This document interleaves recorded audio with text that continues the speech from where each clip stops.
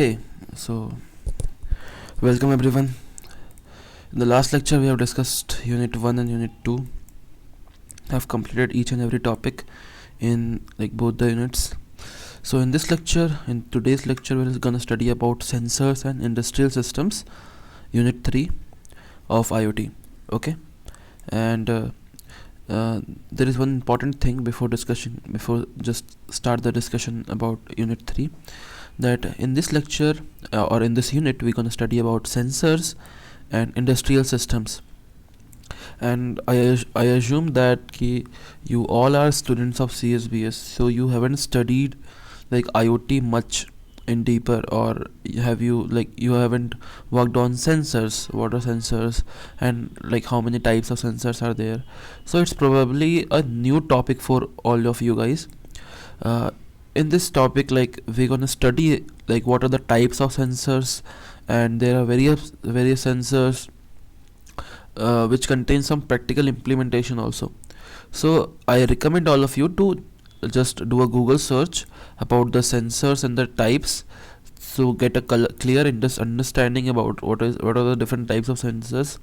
But although we'll cover each and everything in this lecture also, but it's for your own sake of benefit, you can just Google it. Okay, so let's get started. First unit 3 is sensors and industrial systems. Okay, so the first topic that we're going to study is introduction to sensors and transducers. So what are it? Let's study. I'll read the explanation. So you just need to understand and just hear what I'm just telling to you. So this is the most fundamental question this unit, as we are discussing about sensors and transducers. So what are the difference between sensors and transducers? So start with transducers. Transducers are device that converts one energy form to another. Specifically, this is called transducers. For example, a speaker converts electrical energy into sound energy. Similarly, if we talk about a specific type of transducer that detects physical parameters like heat, light, pressure, and converts it into an electrical signal that can be measured, means transducer कोई भी वो चीज़ है जो एक energy form से दूसरी energy form में convert कर दे. ठीक है, एक वो डिवाइस है जिससे एक एनर्जी फॉर्म को दूसरे एनर्जी फॉर्म में हम कन्वर्ट कर सकें, वो ट्रांसड्यूसर है. जैसे एक स्पीकर जो होता है वो कन्वर्ट करता है इलेक्ट्रिकल एनर्जी को साउंड एनर्जी में, मीन्स इलेक्ट्रिकल एनर्जी को वाइब्रेशंस में, और जो वाइब्रेशंस होते हैं वो साउंड एनर्जी में प्रोड्यूस होते हैं. ठीक है, तो व्हाट अबाउट सेंसर्स? तो सेंसर्स भी एक स्पेसिफिक टाइप के ट्रांसड्यूसर्स ही हैं जो फिजिकल पैरामीटर्स को डिटेक्ट करते हैं, जैसे हीट, लाइट और pressure, and converts into electrical signals that can be measured. वो इलेक्ट्रिकल सिग्नल्स में प्रोड्यूस करते हैं जिसको हम बाद में मेजर करके यूज़ कर सकते हैं.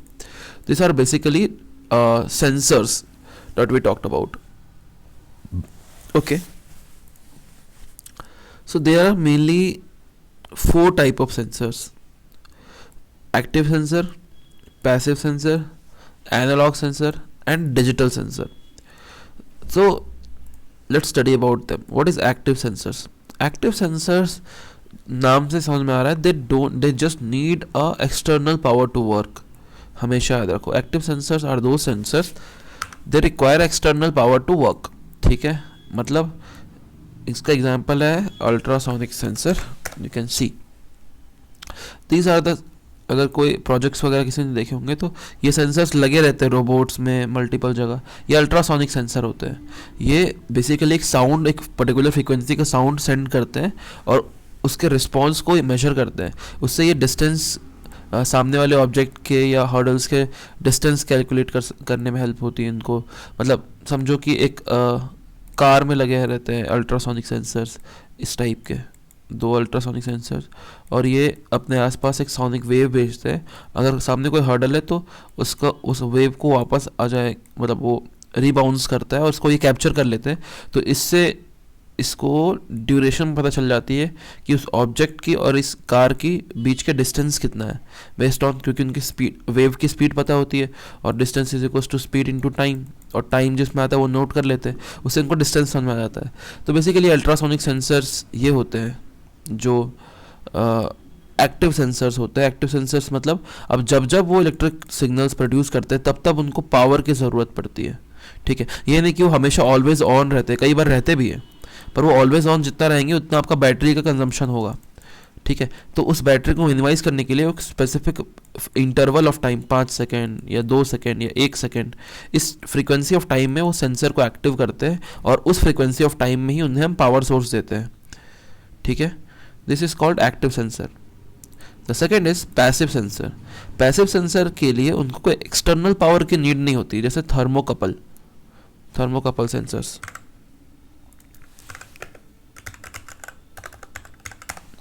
इसके लिए इनको कोई एक्सटर्नल की नीड नहीं होती, देख सकते हो आप।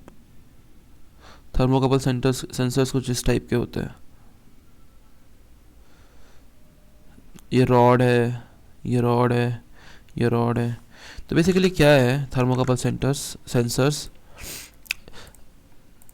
आपके पास एक रॉड रहती है और इस ये रॉड से कनेक्टेड रहती है एक प्लग, ऐसा ऐसा, और आपके पास फॉर एग्जांपल एक बाल्टी है और इस रॉड में भी 2 एंड्स रहते हैं। तो मैं इस एंड को इस बाल्टी में डाल देता हूँ और इस एंड को दूसरी बाल्टी में डाल देता हूँ, ये एंड में। तो हमारे पास 2 रॉड्स हैं। फर्स्ट रॉड ये हुई, सेकेंड रॉड ये हुई। ये जो पानी है ये हॉट वाटर है और ये जो वाटर है ये कोल्ड वाटर है। तो क्या हुआ, हॉट वाटर और कोल्ड वाटर के टेम्परेचर डिफरेंस के वजह से इलेक्ट्रिसिटी प्रोड्यूस हो गई। यहाँ पर अगर एक बल्ब कनेक्ट कर दे तो वो बल्ब ग्लो करेगा, ठीक है। तो टेम्परेचर डिफरेंस के वजह से इलेक्ट्रिसिटी प्रोड्यूस हुई। This is a type of a passive sensor, जिसमें हमें कोई एक्सटर्नल पावर की ज़रूरत नहीं पड़ी, हमने टेम्परेचर डिफरेंस की वजह से इलेक्ट्रिसिटी जनरेट कर लिया। तो this is called a passive sensor, ठीक है, जिसमें we don't require a electricity और a power source to work upon, ठीक है। This is called a passive sensor. The third one is the analogue sensor. Analogue sensor output a continuous voltage, old temperature sensors. जैसे ये continuous voltage को major करते हैं और इनको power source भी कंटिन्यूस चाहिए। जैसे पुराने ज़माने में एक कार आती थी जो हमें हमारी गाड़ी का टेम्परेचर बताती थी, कुछ टाइप में कार में या बाइक में रहते थे एक सिग्नल, यू कैन से कार में एक मीटर सा रहता था जो हमें जैसे ही गाड़ी स्टार्ट होती थी तो उस गाड़ी के इंजन का टेम्परेचर बताता था कि इंजन गर्म है या अभी कूल डाउन पे है या अभी सही चल रहा है। तो इस टाइप की वो मीटर सेंस करता था। तो ये तभी काम करता था जब वो गाड़ी स्टार्ट होती थी और वो हमें कंटिन्यूस बताता था, ये नहीं कि थोड़ा सा बताया फिर वापस अपनी जगह पे आ गया। अगर गाड़ी स्टार्ट है तो वो मिडिल पे ही रहेगा, बंद है तो वो इधर ही रहेगा, और अगर बहुत ज़्यादा चार्ज है तो इधर ही रहेगा वो, और धीरे धीरे इधर आ जाएगा। लेकिन वो कंटिन्यूस काम करता था। That is called analog sensor. ये हमें कोई डिजिटली नहीं बताता, बस ये एनालॉगली हमें एक यू कैन से स्पीडोमीटर जैसा होता है उस टाइप में एनालॉग सिग्नल देता था, या तो इस टाइप इस डायरेक्शन में, या तो इस डायरेक्शन में, या तो इस डायरेक्शन में। इसको बोलते हैं एनालॉग सिग्नल्स। रेदर देन ये इसके में एनालॉग सिग्नल्स में फॉर एग्जांपल यहाँ 0 है तो यहाँ 360 है, तो इसके बीच में कहीं भी हो सकता है एनालॉग सिग्नल्स में, ठीक है। या तो 360 इधर भी हो सकता है, इधर भी हो सकता है, ये 180 में, ये इधर भी, इसके बीच में कहीं भी हो सकता है। तो एनालॉग सिग्नल्स ये होते हैं। बट वही अगर मैं बात करूँ डिजिटल सिग्नल्स की, जो कि हमारा next digital signals, digital sensors, तो या तो सिर्फ वो 0 हो सकता है या तो 1 हो सकता है, ठीक है। You all know digital symbols only 2 होते हैं, वो हमेशा आउटपुट में या तो 0 देंगे या तो 1 देंगे। जैसे मॉडर्न DHT11 ह्यूमिड सेंसर, ये कुछ ब्लू कलर के होल्स होते हैं इसमें, यू कैन सी कुछ इस टाइप के, ये ह्यूमिड सेंसर्स है, ठीक है। तो ये क्या करते हैं, ये आपको 0 या 1 आउटपुट देंगे। अगर ह्यूमिडिटी है तो आपको 1 देंगे, और अगर नहीं है तो 0 देंगे। ये 2 काम, तो ये डिजिटल सेंसर्स का काम होता है। इस तरह से 4 सेंसर्स हैं, हमें समझना था 4 सेंसर्स होते हैं: active sensors, analog sensors, digital sensors, passive sensors, ठीक है। सेंसर्स हम यहाँ डिस्कस कर लिया। अब ये देख सकते हो जैसे एक फिजिकल क्वांटिटी, हीट या लाइट, ये जो कुछ भी है वो एज अ इनपुट लेते हैं, कौन, ट्रांसड्यूसर्स या सेंसर्स इसको एज अ इनपुट लिया, और उस इनपुट को इलेक्ट्रिकल सिग्नल्स में कन्वर्ट किया जाता है, जैसे वोल्टेज या करंट.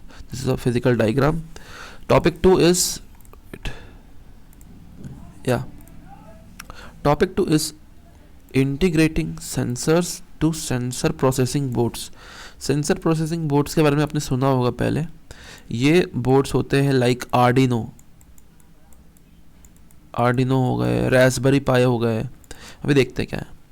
सो ये टॉपिक हमें ये पूछता है, how do you connect a sensor to a computer. मतलब एक सेंसर को आप एक कंप्यूटर से कैसे कनेक्ट कर सकते हो. तो यू कैन यूज़ आर्डिनो और रास्पबेरी पाई. ठीक है, अब कैसे कनेक्ट कर सकते हैं पहले समझते हैं, जिसको पता नहीं है आर्डिनो क्या होता है.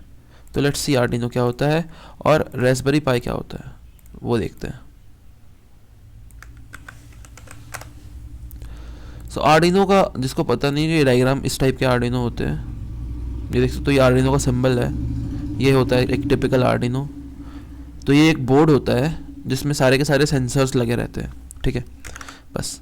और रास्पबेरी पाई क्या होता है. रास्पबेरी पाई आर्डिनो की मतलब एक बोर्ड ही होता है, पर उसमें मैं दिखाता हूँ, एक मिनट. ये एक रास्पबेरी पाई है. इसमें ये जो है ये एक प्रोसेसर है.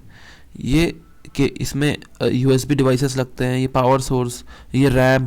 तो ये बस एक इतना छोटा सा मिनिएचर मॉडल रहता है और ये अपने आप में एक कंप्यूटर है. यू कैन सी इसमें रोम है, इसमें क्लिप्स है जो आप कनेक्ट कर सकते हो. मतलब इससे आप मॉनिटर कनेक्ट कर सकते हो, इससे आप स्पीकर्स कनेक्ट कर सकते हो, इससे आप इसमें पेन ड्राइव इजेक्ट कर सकते हो, इसमें ही प्रोसेसर है, इसमें आप मेमोरी सेव कर सकते हो, इसमें आप कोई ऐप चला सकते हो, इसके अंदर ही एक ऐप डेवलप कर सकते हो, इसके अंदर आप कोडिंग कर सकते हो. ये अपने आप में कंप्यूटर है. इसको बोलते हैं रास्पबेरी पाई. ठीक है, तो ये रास्पबेरी पाई होते हैं. थोड़ा महंगे आते हैं, आर्डिनो से कंपैरेटिवली ज़्यादा महंगे आते हैं. ठीक है, सो ये दोनों क्या होते हैं, ये दोनों सेंसर प्रोसेसर बोर्ड्स होते हैं. इसके बारे में और समझते हैं. You can not just glue them together and you need a interfacing. मतलब अब तुम्हारे पास एक आर्डिनो या रास्पबेरी पाई है और तुम्हारे पास सेंसर्स है. ठीक है, ये तुम्हारे पास सेंसर्स है. अब तुम क्या इसको ग्लू से डायरेक्ट चिपका दोगे क्या बोर्ड में. नहीं, that is not possible. You need an interfacing for each of them. Interfacing क्या होता है. Interfacing means you need this type of structure. This is called interfacing, जिसमें सारे के सारे चीज़ें आपके जो सेंसर्स है, कितने सेंसर्स है, कहाँ कैसे कनेक्ट होगा, दिस इज़ कॉल्ड इंटरफेसिंग. आपको समझना पड़ेगा ये सारी पूरा स्ट्रक्चर इसका, कि कौन से पिंस में जाएंगे, कौन से कनेक्शन होंगे, कहाँ कनेक्शन होंगे, टर्मिनल वगैरह. और इस टाइप में एक डायग्राम बनता है, उसके बाद एक सेंसर डिज़ाइन होता है. तो हमें उतनी डीप में अभी तो नहीं जानना, पर हमें ये बेसिक जानना है कि what are the main components, हाँ, जो कि एक बोर्ड में होने चाहिए. First is VCC. अगर आपने इलेक्ट्रिकल पढ़ा है तो VCC आपको पता होगा. इट्स अ सिंबल फॉर, इसको प्लस से नोट करते हैं, it's a symbol for power source. कि आपके कौन सा सर्किट में ऐसी कौन सी जगह है जहाँ से पावर सर्किट को मिल रहा है. दैट इज 3.3 वोल्ट या 5 वोल्ट, जो भी वोल्टेज आ रहा है, जो भी पावर आ रही है, वो कहाँ से आ रहा है, उसे हम VCC से डिनोट करते हैं. Okay, this is a power source.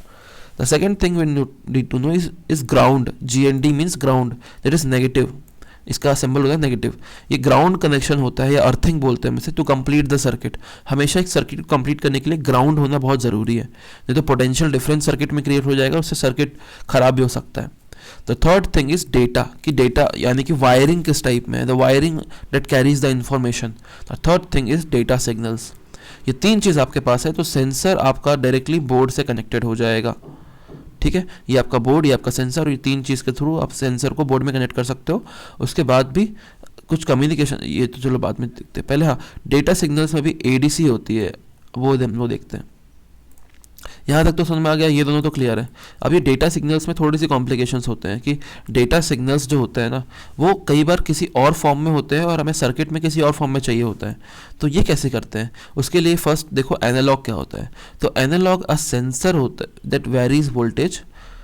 The board uses a ADC, analog to digital converter, to read it. ठीक है, मतलब कई बार क्या होता है, सेंसर्स की जो वोल्टेज होती है, फॉर एग्जांपल ये 5 वोल्ट का है और ये 3 वोल्ट का इसे चाहिए. ठीक है, सर्किट को. तो ये वेरिएशंस की वजह से अगर ये डायरेक्टली 5 वोल्ट का लेगा तो सर्किट उड़ जाएगा, मतलब सर्किट बेसिकली ख़राब हो जाएगा, जल जाएगा, बहुत सारी चीज़ें होती है. तो हमें एक कन्वर्टर चाहिए जो डेटा सिग्नल्स को कन्वर्ट कर सके. तो we use a ADC, that is analog to digital converter, यानी कि एनालॉग सिग्नल्स से डिजिटल सिग्नल्स में कन्वर्ट करने का कन्वर्टर चाहिए जो सर्किट में लगा रहे. You can see an ADC, इधर भी कुछ इस टाइप का होता है एडीसी. ये होता है एक ADC, analog to digital converter. ठीक है, वो हमें चाहिए होता है ताकि हम उससे इसके सिग्नल्स को रीड कर सकें. और दूसरा डिजिटल में यू कैन सी I2C और IPS, sorry, SPI. I2C and SPI.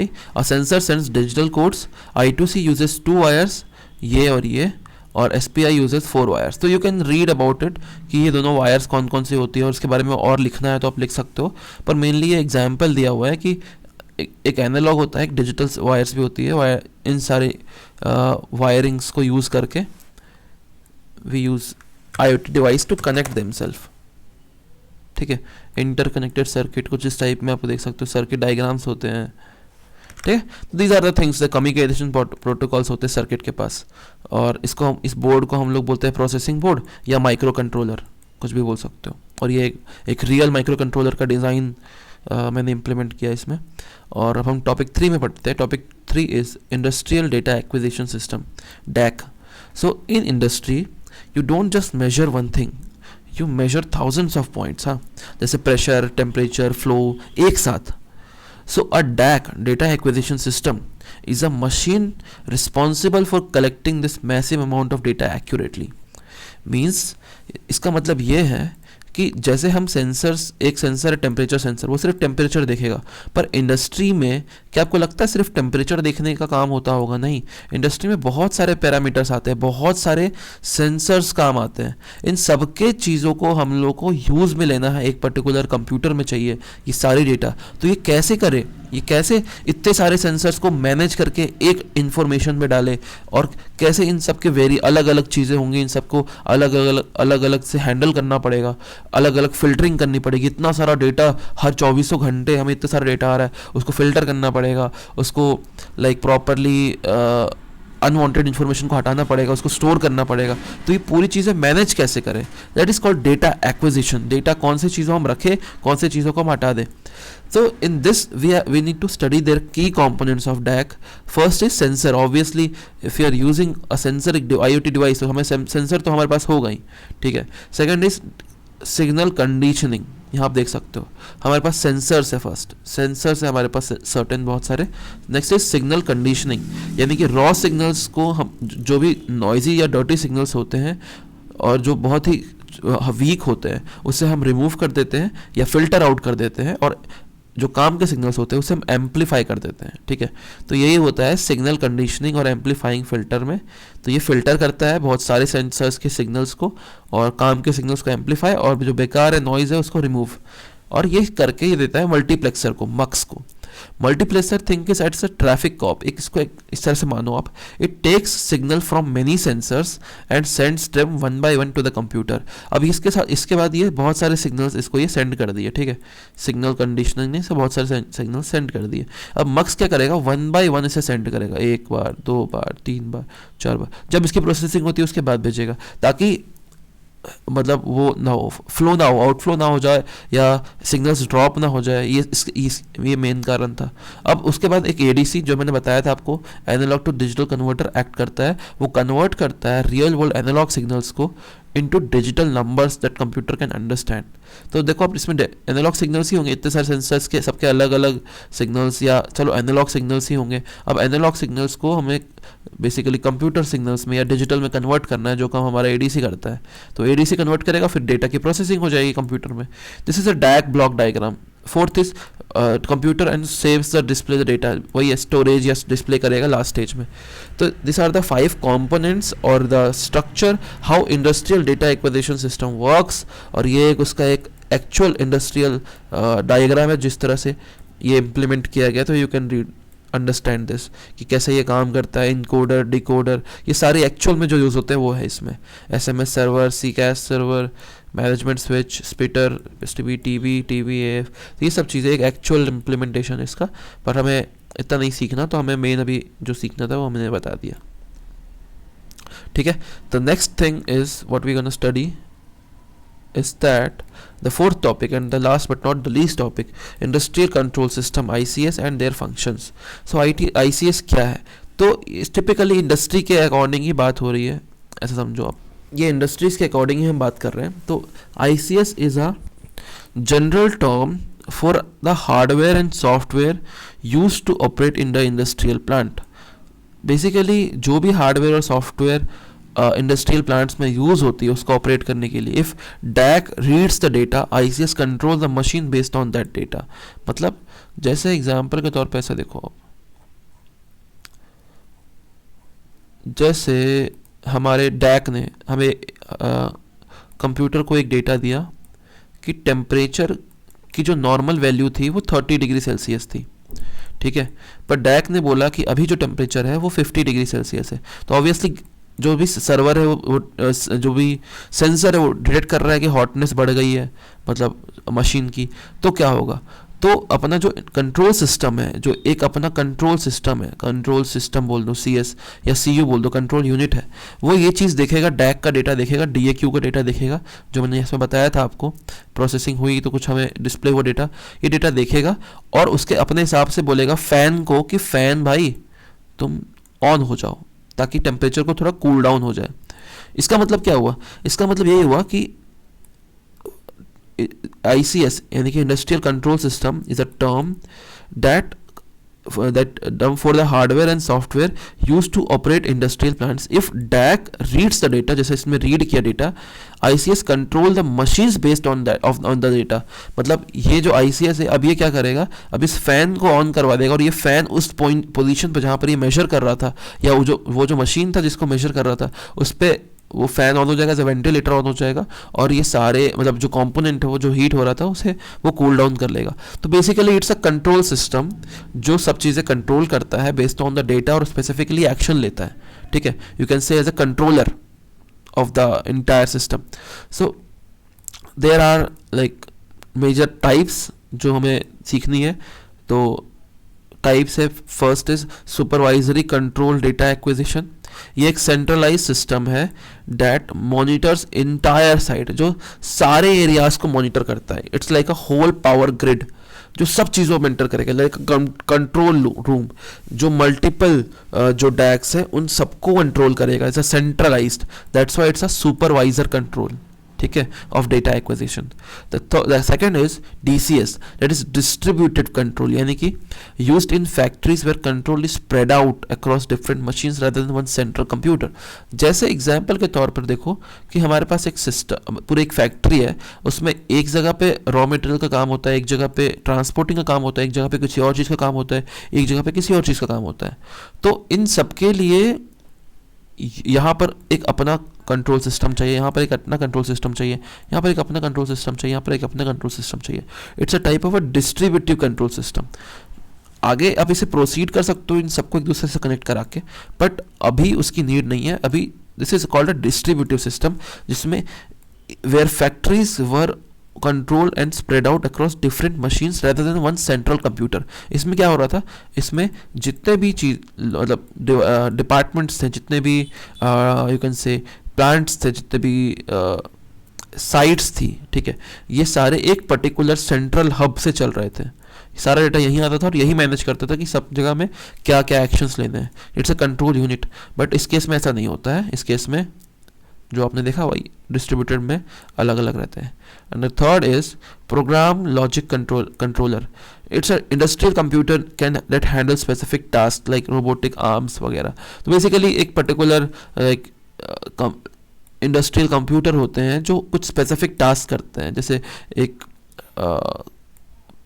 You can से बॉटल में कैप लगाना, तो ये काम एक इंडस्ट्री अलार्म कर रहा है, तो इसको एक स्पेसिफिक टास्क अलॉट हुआ इस बॉटल में कप लगाना. कल को क्या होगा, बॉटल के कप की साइज या बॉटल कप के जगह पे हम बॉटल के जगह पे हम कैन यूज़ करेंगे, तो कैन में लगाना. तो रोबोटिक काम ये भी कर सकता है. तो उसे हमें उसे प्रोग्राम करना पड़ेगा इस तरह से, कल वो बॉटल की कैप लगा रहा था, आज वो कैन का कप लगाएगा और कैप लगाएगा. तो in the sense programmable logic controller होते हैं. एक इंडस्ट्रियल कंप्यूटर होता है जो हैंडल करता है specific task like a robotic arm. बहुत सारी चीज़ें कर सकता है ये based on the program logic that you have given to the system, ठीक है. और हमें पढ़ना था इसमें इंडस्ट्रियल सिस्टम्स में इंडस्ट्रियल कंट्रोल सिस्टम्स जो हमने अभी पढ़ा, और एंड देयर फंक्शंस। तो अब हम फंक्शंस पढ़ते हैं। ठीक है, हमने इंडस्ट्रियल कंट्रोल सिस्टम्स पढ़ा क्या होते हैं, और हमने उसके टाइप्स पढ़ लिए। अब फंक्शंस पढ़ते हैं आईसीएस के। The first is control loop, जो हमने देखा पहले सेंसिंग करो, कंपेयरिंग करो और एक्ट करो इसके हिसाब से। जैसे मैंने टेम्परेचर का एग्जांपल दिया आपको, सेम वही एक कंट्रोल लूप बनाता है, और वो फिर चेक करेगा कुछ टाइम बाद कि क्या टेम्परेचर कम हुआ। अगर नहीं हुआ तो फ़ैन की स्पीड बढ़ा सकते हैं, या फ़ैन चलने दो कंटिन्यू करो, या तो फ़ैन बंद कर दो, टेम्परेचर नॉर्मल हो गया। तो it's like a control loop. Monitor करते हैं, ऑब्वियसली मॉनिटर करता है सारे सेंसर्स का डेटा यूज़ कर, is the machine hour heating, इस टाइप की चीज़ें। ठीक है, अलार्म करता है कि अगर बहुत ज़्यादा हीट हो गया है या कहीं कुछ प्रॉब्लम आ गई, कोई फॉल्ट आ गया कहीं पर, तो अलार्म सिस्टम भी एक्टिवेट कर सकता है। या इंटरलॉकिंग करता है, यानी कि लाइक सेफ्टी फीचर्स हो सकते हैं बहुत सारे। जैसे अगर ओवन किसी में भी, लाइक प्लांट्स में अगर कोई ओवन, खाना बनाने का ओवन नहीं, एक इंडस्ट्रियल की बात हो रही है, अगर ओवन का लाइक ओवन ऑन है तो लाइक डोर ओपन नहीं हो सकता। बहुत सारी चीज़ें होती हैं, इंटरलॉकिंग में हेल्प कर सकता है। फॉर एग्जांपल अगर रूम यूज़ में नहीं है तो पावर सोर्स कट कर दिया, फिर अगर रूम यूज़ में है तो पावर कंटिन्यू हो रहा है। इस टाइप के फंक्शंस हम इंप्लीमेंट कर सकते हैं यूजिंग आईसीएस।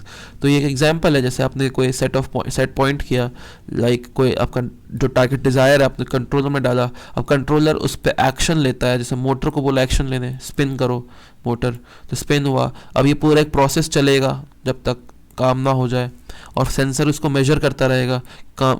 फॉर एग्जांपल ये टेम्परेचर का एग्जांपल ले लो आप, तो टेम्परेचर क्या डाउन हुआ, अगर डाउन हुआ तो ठीक है, फीडबैक दे दो कंट्रोलर को, कंट्रोलर बोलेगा ठीक है ऑफ हो जाओ, तो ये ऑफ हो गया, तो फिर सिग्नल ब्रेक हो गया।